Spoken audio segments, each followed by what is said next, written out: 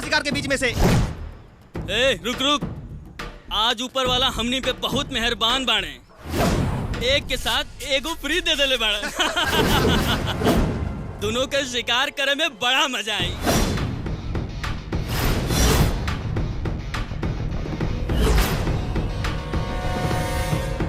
शेरनी के शिकार करे खातिर शेर के करेजा चाहिए और तोहनी खातिर हमारी पंजाई काफी बा। और जब शेरनी के पंजा तोहर जबड़ा पे पड़ी तो खाल का तोहर दांत भी निकल जाई। ए, देखा तानी कि तोहरा पंजा में कितना ताकत बा। ए, पकड़ा सन रे।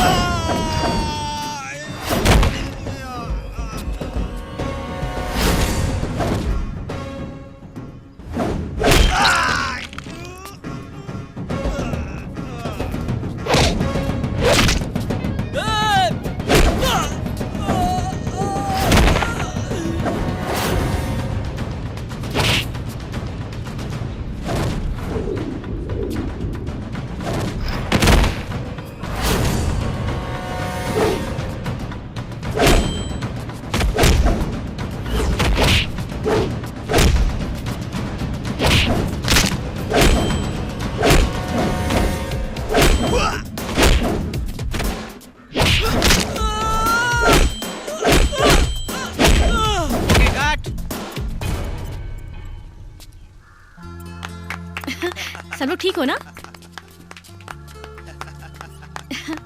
Very good. हाँ, वाह रानी जी, थैंक यू सो मच। बहुत अच्छा किया आपने। ऐसे ही रानी चटर्जी नहीं बोलते आप? थैंक्स।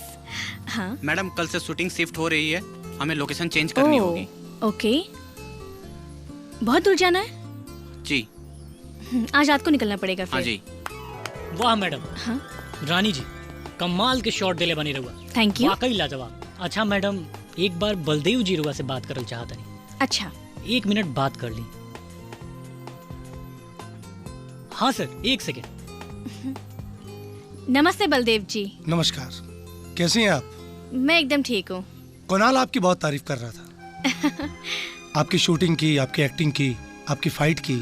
थैंक यू सो मच। कभी मौका निकाल कर हमारे घर आइए खाने पे, इसी बहाने आपसे मिलने का मौका मिल जाएगा।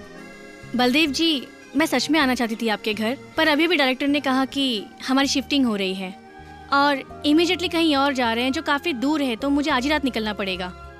मैं अगली बार जब आऊंगी तो पक्का आपके घर आऊंगी। ओके, कोई बात नहीं, मैं इंतजार करूंगा। थैंक यू, और आपके सपोर्ट के लिए बहुत बहुत धन्यवाद। Okay. Thank you Kunal. Thank you so मच।